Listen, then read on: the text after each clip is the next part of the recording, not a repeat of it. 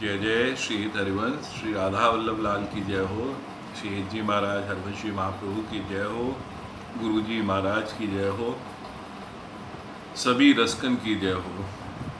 आप सभी रसकन के समक्ष नारद भक्ति सूत्र में हम 72वें सूत्र तक पंक्तिबद्ध कर व्याख्या कर चुके हैं। अब 73वां सूत्र आज से शुरू होगा। 72वें सूत्र में बताया कि भक्ति के लिए जाति, कुल, मान, धर्म इन्हें सब की आवश्यकता ना है। बाकी उदाहरण भी हैं। रसखान हैं, प्रहलाद हैं, प्रेदास हैं, ये सभी भक्त की आप देखें तो अलग अलग स्थितियां आपको समझ में आएंगी। कोई की कुल की परेशानी, कोई की धन की परेशानी, कोई की मान की, तो वो समाज में या तरीका से ना है कि जो प्रतिष्ठित होगा वो ही भक्ति कर सके।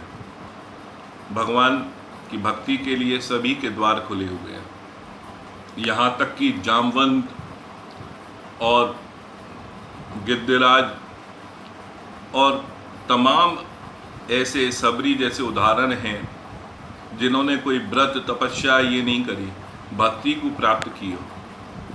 और भक्ति को प्राप्त करने के लिए केवल प्रेम और अनुराग ही सबसे पहलो समझो जावे। वही भक्ति के सूत्र में अब 73वां सूत्र ले रहे हैं हम, जो श्री नारद ऋषि की तरफ से हमें प्राप्त है बामें। तो ये सूत्र है यतस्तदिया, यतस दिया, यानी यत तदिया उनके हैं, यानी कि भक्त भगवान के हैं, क्योंकि वे जितने भी भक्त हैं वे सब भगवान के ही हैं, ऐसा मान के चलना चाहिए।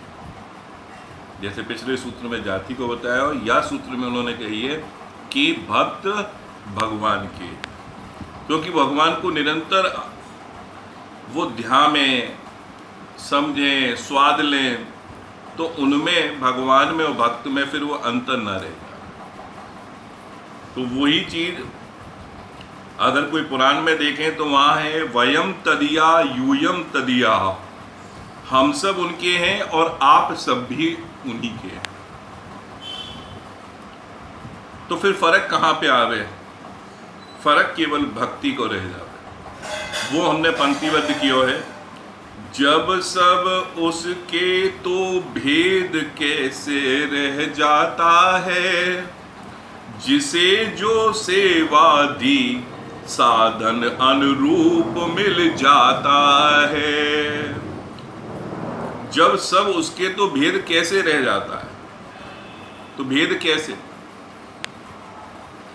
तो उसमें एक बात आती है, जिसे जो सेवा दी, वो जिस भाव से उन्होंने भगवान ने उसको कर्म दिया, उसी के अनुरूप वो साधन भी प्रदान करता है, उसी के अनुरूप भक्ति का प्रभाव भी बढ़ता है।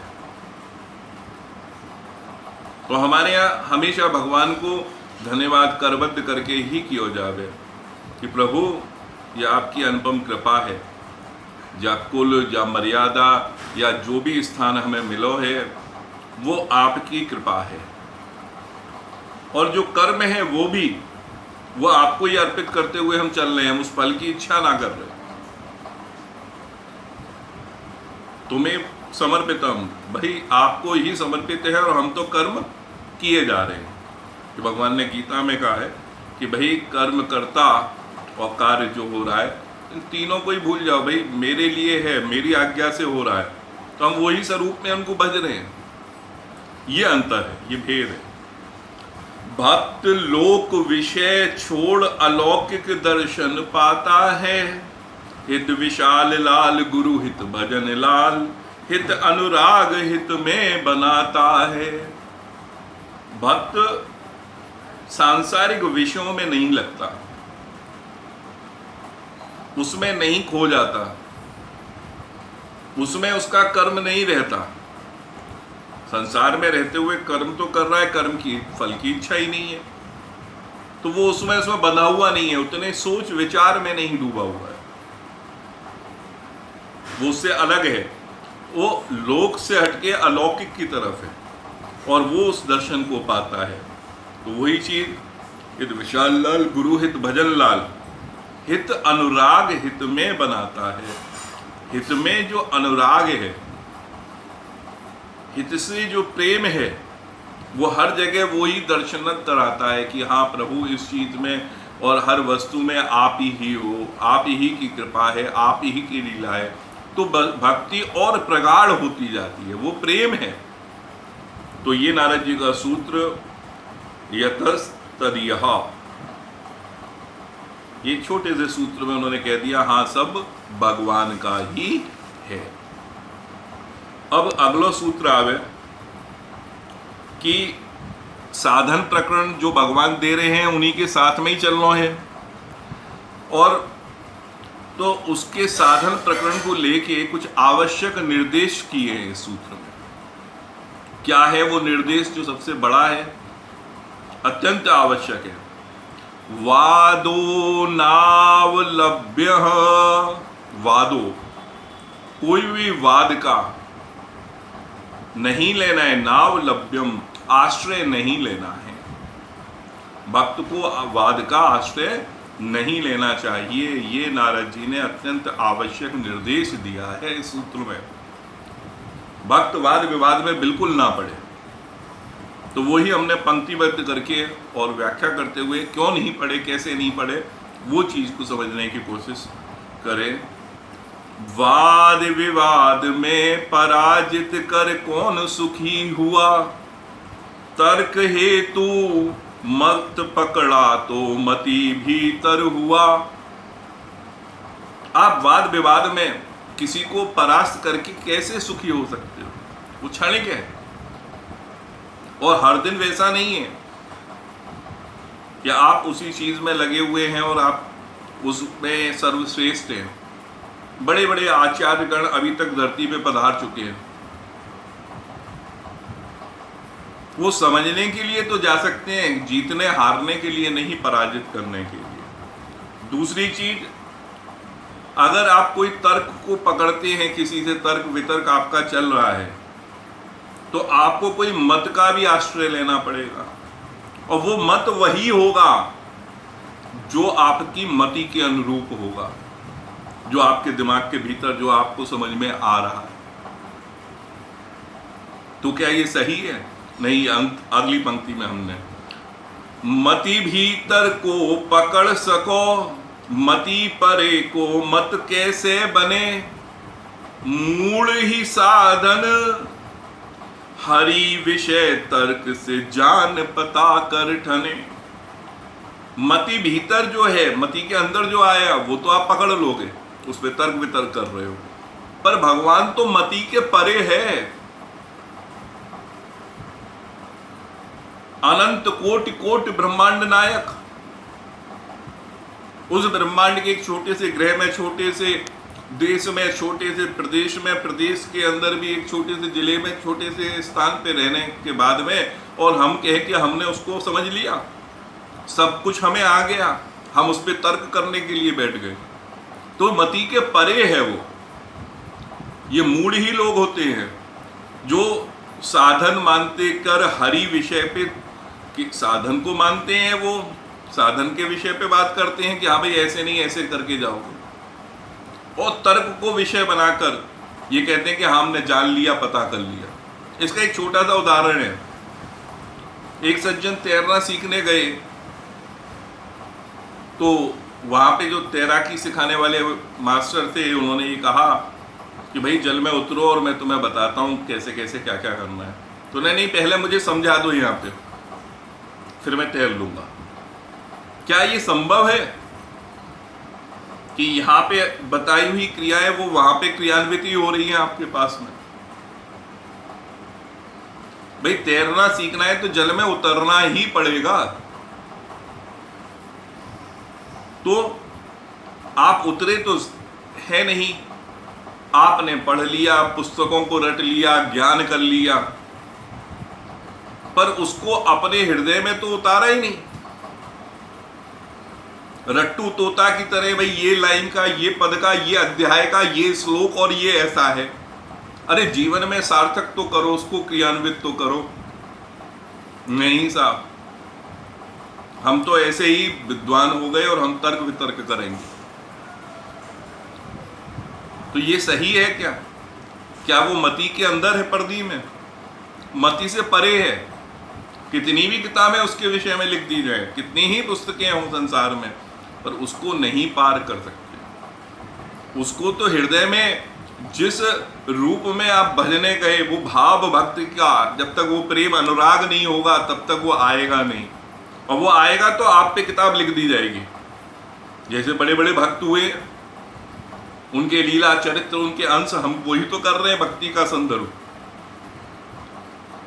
उन्हीं का ही अनुकरण करने के प्रयास से उठ सकते हैं। पर तर्क वितर्क की बात, वाद का आश्रय नहीं लेना है।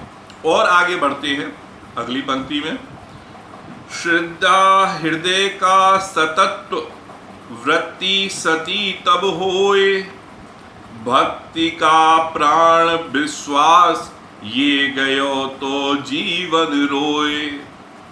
श्रद्धा हृदय का सतत्व है। अगर भक्त के पास में देखा जाए तो श्रद्धा जो है वो हृदय को सतत्व, सत के रास्ते पे ले जाती है, सत तत्व पे पहुंचाती है। और जो उसकी वृत्ति है सती होती है, तभी शुद्धि होके आती है, प्रभु को समझता है। और भक्ति का प्राण जो है वो प्रभु पे विश्वास है। और जब ये विश्वास ही चला जाए तो जीवन ही चला गया। जब प्रभु पे विश्वास ही नहीं रह गया, हम अपनी मति अनुरूप प्रभु को समझने की कोशिश करने लगे कि भाई नरसिंह कैसे हुए होंगे, कहीं ऐसा तो नहीं मुखौटा लगा लिया होगा, या इतनी वो आकार बताया गया, कोई बांस पे चढ़ के आकार बना लिया। ये लोग अपने ज्ञान से और उससे तर्क में अपने भगवान पे और विश्वास करने लगते हैं, उस लीला पे। उस पर विश्वास ही नहीं हो रहा कि खंभ में से कैसे प्रकट हो जाएंगे। अब जब ऐसी स्थिति रहेगी तो कहाँ भक्ति है, कहाँ वाद विवाद में?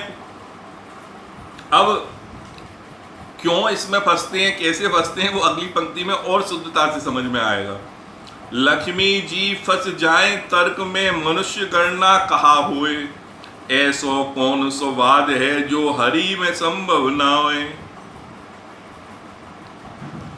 अब बात करी जाए तो समुद्र मंथन के बाद में जब लक्ष्मी जी प्रकट हुई, उनका विवाह होना था, तो वो उसमें लग गई कि हाँ ब्रह्मा जी ऐसे, भाई 4 मुख वाले, और ये शिव जी ऐसे, और वो इंद्रदेव ऐसे, और भाई दुर्वासा ऋषि ऐसे, और वो ऐसे, जो जो उनको दिखे, तो वो उसमें तर्क वितर्क करने लगी। तो वो कहाँ प्राप्ति की ओर थी? जब लक्ष्मी जी इस तर्क में आ जाए तो मनुष्य की तो गणना क्या, ये तो समय और उस परिस्थिति के साथ में है। जो पुराने दूसरे देशों के दार्शनिक कहते आए हैं कि दर्शन जो है परिस्थिति बस है, पर हमारे यहाँ दर्शन नित्य है, जो हमारे ऋषि मुनियों ने बताया। अगर देखें तो ऐसा कौन सा वाद है जिसमें हरि संभव नहीं है? चाहे वो वाद अवाद हो, वादातीत हो, वाद साक्षी हो, समस्त वादों के अधिष्ठाता भगवान ही है। जितने भी वाद हैं और उनके लिए हम वाद विवाद कर रहे हैं, तो ये वाद विवाद नहीं करना है। ये अंतिम पंक्ति आप समझ लें, जानी जाने वह जो मन बुद्धि से परे कहाए, हित विशाल लाल गुरु हित भजन लाल, भक्त को न तर्क सुहाए। यानी जो ज्ञानी है वो मन और बुद्धि के परे भी जा सकता है, पर ज्ञानी हम यहाँ पे जो संदर्भ ले रहे हैं वो अपने ऋषि मुनि का है, जिन्होंने विषय स्वाद को लोक के त्याग के जो तपस्या गण हो गए। तो उन्होंने क्या किया? उनके लिए ना भूत ना आगे भविष्य, उनके लिए तो जो परिस्थिति सामने दिख रही है वो स्थित है, भूत भविष्य परे हो गए, वो उनके लिए कोई वास्तव में नहीं रह गया। उन्होंने उस पथ को पा लिया जहाँ पे कि वो सुगम हो गए भगवान की तरफ, और वो उससे न विचलित हो रहे हैं, न घबरा रहे हैं, न उस परिस्थिति में हैं, क्योंकि वो सबको आगे बढ़ चुके हैं। और पर भक्त जो भगवान में दृढ़ है तो उसके लिए क्या है कि उसको तो तर्क सुहाता ही नहीं है। इसमें बड़े बड़े चीज़ें हैं। जो व्यास जी महाराज जो काशी में 7 बार विजय प्राप्त कर चुकी है और हिज्जी महाराज से मिलने जब वृंदावन आए तो उन्होंने कही कि भैया मैं मिलना चाहूँ, तो वहाँ समय पे पहले ही उन्होंने कह दी कि भैया मैं हार मान लूँ, भैया लो लिख के ले जाओ सर्टिफिकेट यहाँ से, कागज पे प्रमाण पत्र। ये इसके लिए तैयार हैं, हमें नहीं कर लो। क्यों? क्योंकि हमारा चिंतन मनन तो हमारा ध्यान हमारा ये सब चीज़ भंग हो तो यहाँ से अच्छा है कि हम बात से दूर ही रहें। तो भक्त को कभी तर्क में नहीं पढ़ना है। ये नारद जी को 74वां सूत्र है। अब बात करते हैं 75वें एक सूत्र की। अब 75वें सूत्र में उन्होंने कही है कि भाई ऐसा क्यों नहीं करें कि वाद विवाद में हम क्यों नहीं पढ़ें। ये तो कोई गलत बात नहीं है, हम दूसरे को भी सिखाएं कि भाई हमारी ये मान्यता है और इसमें आओ और इसको समझो, तुम जानो। ये करना तो गलत नहीं है, तो फिर क्यों उन्होंने मना करी? क्यों उन्होंने कहा कि भाई इसमें नहीं आना चाहिए, कि हम वाद का अवलंबन नहीं ले, भक्त को नहीं लेना है? तो वो सूत्र है, इसमें दोष क्या है वो समझने की बात है। बाहुल्यावकाशद नियतित्वाच, बहु अवकाश और नियति नहीं है, एक निश्चित नहीं है। वाद में बहुत विस्तार है, अवकाश होने से उसकी अनिश्चितता बनती है। तो इसके कारण हमें ये दोष समझना चाहिए कि वाद के कारण बहुत गैप हो जाएगा, बहुत लंबा अवकाश हो जाएगा और अनिश्चितता है कि वाद का निर्णय क्या निकले।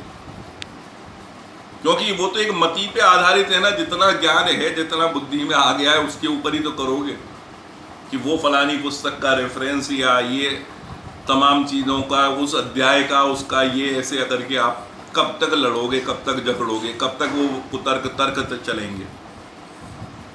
तो ये हमें भक्ति से भटका रहा है। जो चीज सिद्ध है, हमारे सामने है, सनातन है, प्रमाणित है, उसके बावजूद भी हम उसमें लगे हुए हैं। तो ये नारद जी ने मना किया। ये उन्होंने बताया कि वाद में अमित विस्तार और अनिश्चितता है। तो वही हमने पंक्तिबद्ध करके समझाने की कोशिश कर रहे हैं कि भाई ये चीज़ हमारी समझ में आए कि इस सूत्र का क्या हमारे जीवन पे प्रभाव है। मत का अवलंबन लिया तो शाखा प्रशाखाएं निकल आए, भजन चिंतन मनन कब होए जब चित्त बाद में जाए। अगर किसी भी मत का आप अवलंबन कर रहे हो, आश्रय ले रहे हो, उसमें भी शाखाएं प्रशाखाएं निकल आएंगी। ये आज आप हिंदू धर्म नहीं, कोई भी और पुराने धर्मों को भी देखने जाएंगे, वो चले तो ऐसे थे पर उसमें भी कई बन गए, तमाम तरीके के अलग अलग शाखाएं प्रशाखाएं निकलती चली गई। और उसके अंदर वो क्या कहते हैं, आदमी फंसता जा रहा है, जैसी मति अनुरूप होता जा रहा है वो उस चीज़ को जोड़ता जा रहा है। नहीं, ऐसा नहीं, ये उच्चतम है, ये आज समझ में आया साहब, ये और जोड़ दो इसमें, और उसका स्वरूप कहीं से कहीं पहुंचता जा रहा है। और वो स्वरूप क्या होगा भगवान ही समझ सकता है, पर जो प्रमाणित है केवल उसी को पकड़ें तो, ना कि हम इधर जाएं उधर जाएं दूसरे को। आजकल बहुत से धर्मों में ऐसा हो रहा है कि वो ऐसा काम कर रहे हैं कि हमारा ही धर्म रहे, हम ही समझाएं और हमारे में ही मान्यता रहे, दूसरा भी हमारा ही माने, जो हम कह रहे हैं वो ही समझे, वो ही श्रेष्ठ है, उसमें लगे हुए। भगवान को बनाने चले हैं, भगवान के अनुयायी बनाने चले हैं। ये बहुत ही वैसा विषय है जो नारद जी ने साफ कह दिया। अब अगर भजन चिंतन मनन, तो ये चित्त में कब होगा, कब उस भगवान को हम रियल में फील कर पाएंगे, मतलब समझ पाएंगे, हम उससे जुड़े हुए हो पाएंगे। कि अब ये सेवा है, ये भाव है, हम जो चित्त में उससे जुड़ना चाहते हैं। हम तो 24 घंटे के टाइम टेबल में बंध गए, अब ये करना है, अब ये करना है, अब इस समय का ये है, इस समय का वो नहीं। अष्टयाम लीला है हमारे यहाँ, पर उसमें भी ये है कि वो भाव के साथ में चल रही है। ठीक है साहब, तो भी आनंद तो है, पर ऐसी डंडा मारी नहीं है कि तुम्हें ये करना ही पड़ेगा, कि ऐसा नहीं किया तो आप गए काम से। वो गलत है, वो फोर्सफुली है। चल रहा है एक अपने पड़ोसी देश अफगानिस्तान में आजकल बहुत हल्ला है, वो भी अपने आप को मान्यता के अनुसार वो कह रहे हैं कि ऐसा करो वैसा करो। कुछ लोग कह रहे हैं अच्छा कर रहे हैं, अरे अभी हमारी मान्यता को मनवा रहे हैं। कुछ लोग कह रहे हैं बेटा तुम आके देख लो, जरा उसका स्वाद चख लो, तुम्हें भी पता चल जाए, क्योंकि आप ऐसे नहीं कर सकते। तो इन वाद विवाद और तर्कों में क्यों जा रहे हैं? वही चीज, वाद विवाद तर्क वितर्क निर्णय नहीं, अनुभव पार कराए। अनुभूति स्थिर करो या अनुभवी शरण श्रद्धा को जाए। बहुत से हैं वाद विवाद तर्क में। आप कहो कि हम द्वैतवाद में हैं, अद्वैतवाद में हैं, वो कहेंगे ठीक है साहब अद्वैतवाद में है तो बताओ इसमें आभासवाद में हो, अवेक्षवाद में हो, बिंब प्रतिबिंबवाद में हो, दृष्टि षष्टिवाद में हो, कौन से वाद में हो? एक के ऊपर एक प्रश्न आते चले जाएंगे आप। हाँ साहब दृष्टि में है नहीं, षष्टि में है नहीं, हम बिंब में है नहीं, प्रतिबिंब में है, हम नाद में हैं, हम कुल में हैं, हम या में हैं, वा में हैं। अरे प्रभु कब बज रहे हो आप? ये है घटना।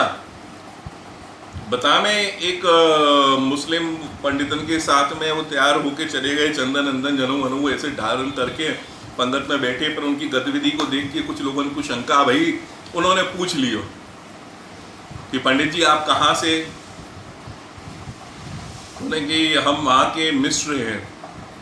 अच्छा वहाँ के मिस्र हैं तो कौन से मिस्र हैं? बोले अब उन्हें समझ में आई, मिस्र में भी घिसर पिसर। पकड़े गए साहब, अपने प्रभु को याद करने लगे। ये क्या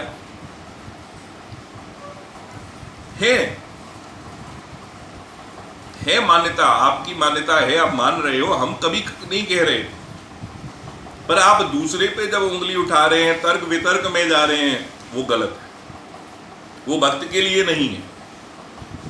जो भक्ति कर रहा है, प्रभु को भज रहा है, उसका समय व्यर्थ ही जाएगा।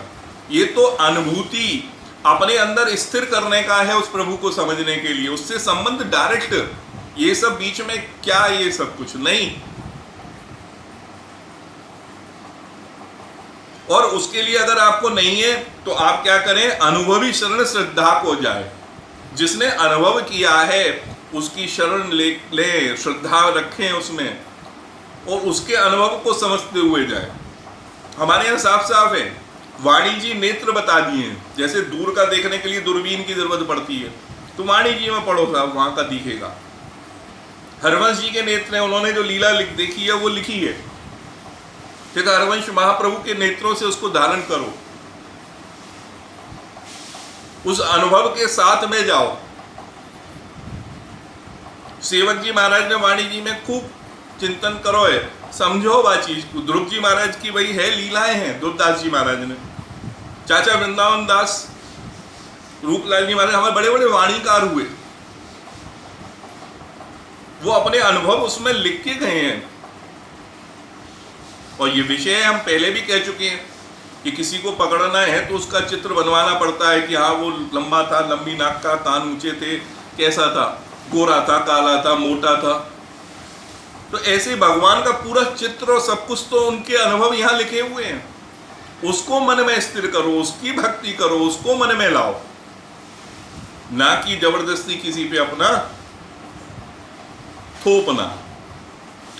किसी को हराकर दबाकर स्थिति लाभ ले भक्ति करा सको। हित विशाल लाल गुरु हित भजन लाल, हृदय कोमल मधुर बने ना रूखो सूखो। किसी को हरा दिया तो उसके मन में तो ग्लानि आएगी, भले ही वो आपकी वही मान लेगा कि आपसे हार गया, पर मन में वो भाव आता रहेगा। किसी को दबा के कि नहीं तुझे ऐसे ही रहना है, जो चल रहा है, जैसे उस देश का हमने आपको बताया, या किसी की स्थिति का लाभ लेके, किसी की सरकारी पेंशन रुक गई या किसी को पैसे की जरूरत है, ऐसा हो रहा है। ऐसे बहुत से धर्म हैं जो स्थिति का लाभ ले लेके लोगों को बदल रहे हैं। हाँ, तुम परेशानी में, ये लो मेरी फाइनेंस, भाई पैसा पहुंचा दिया, अब तुम मेरे भगवान को भजो। क्या इनसे भक्ति करा सकते हैं? संख्या बढ़ा लो आप अपने से, वो कपड़े पहनने वालों की और जो सब है, ठीक है, पर सही में भक्ति हो पाएगी प्रभु की? क्या सही में वो प्राप्ति होगी मनुष्य को? क्या उसका जीवन इस 84 चक्र से मुक्त हो पाएगा? केवल हाँ, धरती पे दिखाने के लिए उसके हाथ में आ गया सुख सुविधा भौतिक, हुई, सब यहीं रह जाना है और नश्वर है। हमसे पहले कितने हुए, हमारे बाद कितने होंगे, पर जो हमेशा अटल है वो ही है,